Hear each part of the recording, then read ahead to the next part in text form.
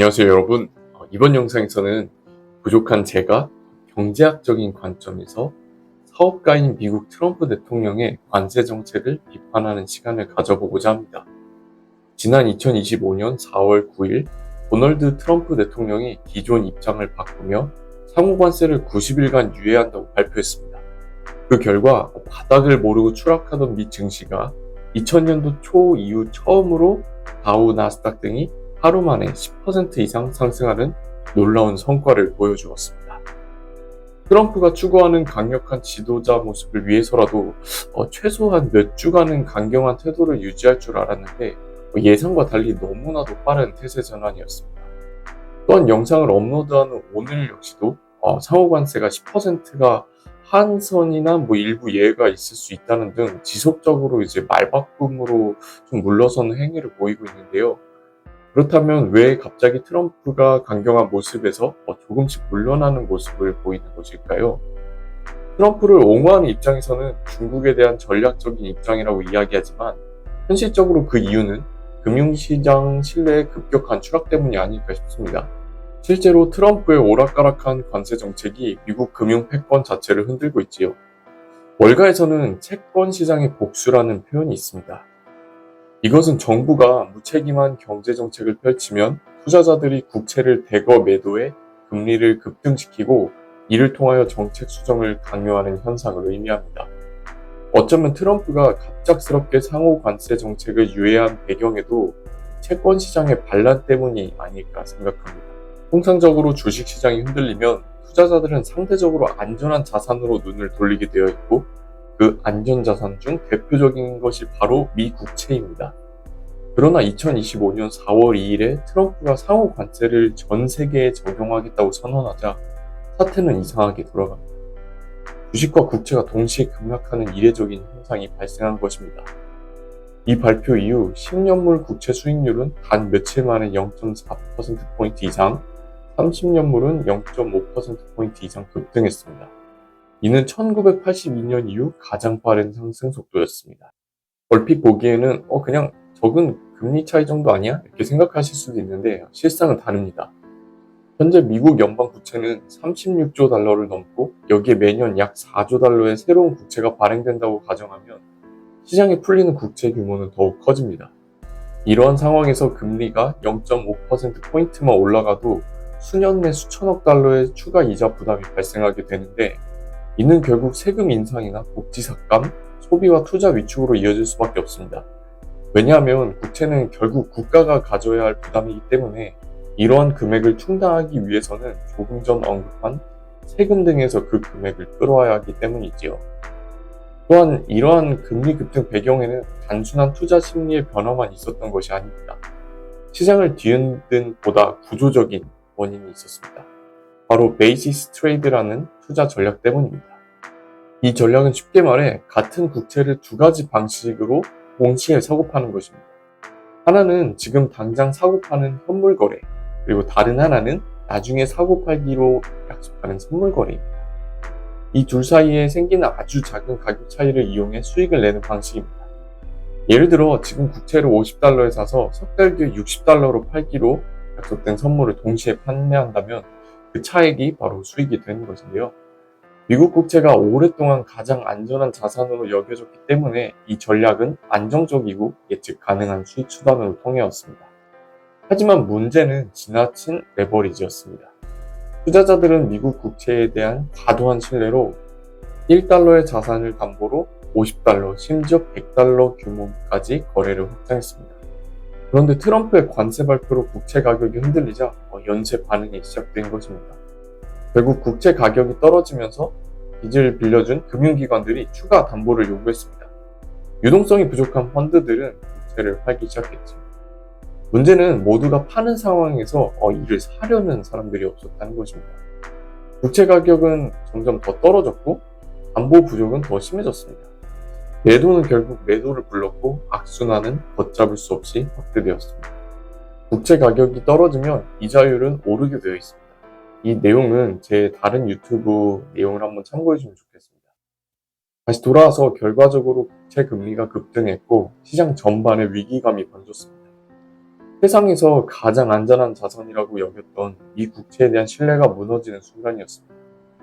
트럼프가 2025년 4월 9일 전격적으로 상호 관세 유예를 선언한 것도 이 위기 상황에서 비롯된 것이라고 볼 수 있습니다. 결국 시장의 심각한 반응을 견디지 못한 항복이라고밖에 이야기를 할 수가 없습니다. 트럼프의 관세 정책이 시장에 강한 반발을 불러온 이유는 어떻게 보면 매우 단순합니다. 미국 무역 구조에 대한 본질적인 무지를 바탕으로 한 정책이기 때문이라고 감히 말할 수 있습니다. 간략하게 과거로 잠깐 돌아가 보도록 하겠습니다. 미국은 과거부터 상품 수지에서 지속적인 적자를 기록해 왔는데요. 그 규모는 연간 1조 달러를 넘어섭니다. 표면적으로만 보면은 심각한 문제로 보일 수도 있는데 이 구조는 단순한 손실이 아니라 미국 경제의 또 다른 축과 맞물려 작동합니다. 미국은 상품 수지에서는 지속적인 적자를 기록해온 반면 서비스 분야에서는 막대한 흑자를 내고 있으며 이 부분이 전체 경제에서 차지하는 비중이 70%가 넘습니다. 반면 제조업의 고용 비중은 1960년대 40%에서 현재 약 10% 미만으로 줄었습니다. 제조업 경쟁력 하락은 수십 년에 걸친 구조적 변화이지 단기간에 가격 경쟁력만으로 쉽게 뒤집을 수 있는 문제가 아닙니다. 그런데 이러한 현실을 무시한 채 관세를 급격하게 올린다고 미국 제조업이 살아나고 일자리가 급증할 것이라는 발상은 저는 감히 환상이 아닐까 생각해 봅니다. 결국 핵심은 생산성인데 중국, 일본, 우리나라 등의 국가와 경쟁하려면 제조업 생산성을 높여야지 가격 장벽으로 해결될 문제는 아니라고 생각합니다. 좀 더 심각한 착각은 트럼프가 관세는 외국이 낸다 이렇게 주장하는 것을 좀 정당화했다는 점인데요. 현실은 완전히 반대입니다.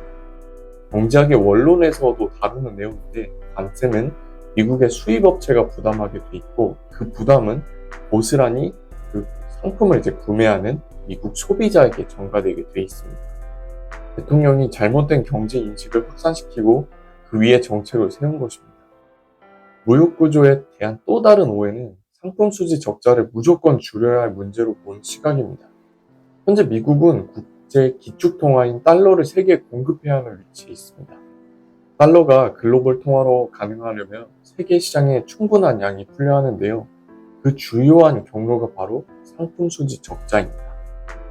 미국이 수입을 통해 세계의 달러를 공급하면 그 달러가 다시 미국의 주식시장과 채권시장으로 돌아오는 구조가 그동안 미국이 추진해온 세계적 수준의 금융 자유화 전략의 핵심입니다.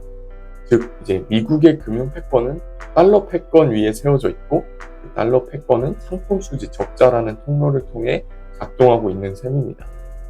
그런데 트럼프는 미국 무역 구조의 이 정교한 균형을 무시한 채 상품 수지 적자만 줄이겠다며 관세 정책을 밀어붙이고 있습니다. 그 결과는 금융시장이 즉각 보여줬습니다.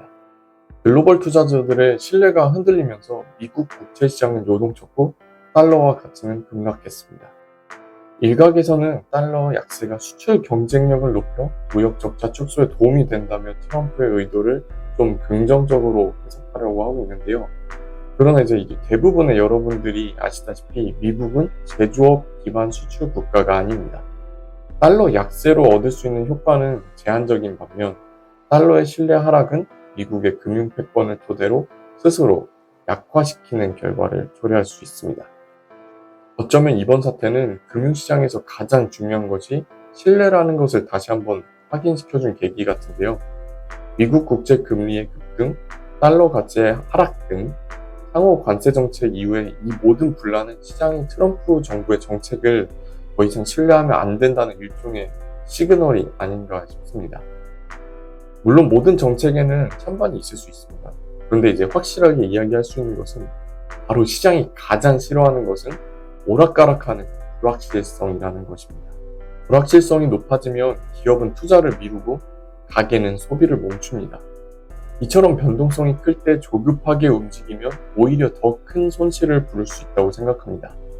따라서 만약 시청자분들께서 투자를 생각하고자 하신다면 지금 필요한 생각은 단기적인 접근이 아니라 좀 긴 호흡으로 인내하는 전략으로 접근하여야 한다고 생각합니다. 지금 우리나라 역시도 탄핵이다 뭐다 굉장히 정신이 없는 상황에서 현재 한덕수 대행 체제가 트럼프 정부와 좀 협상의 속도를 낸다면 있는 다음 정부에 부담이 되는 좀 졸속 외교로 남을 가능성이 있다고 생각하는데요. 따라서 천천히 흐름을 읽으면서 새 정부가 좀 정식 출범한 뒤에 보다 안정적이고 신중한 조건에서 외교 협상에 임하는 것이 우리나라 전반에 도움이 될 것 같다는 생각으로 영상을 마치도록 하겠습니다. 네, 오늘도 부족한 영상 끝까지 시청해주셔서 감사합니다.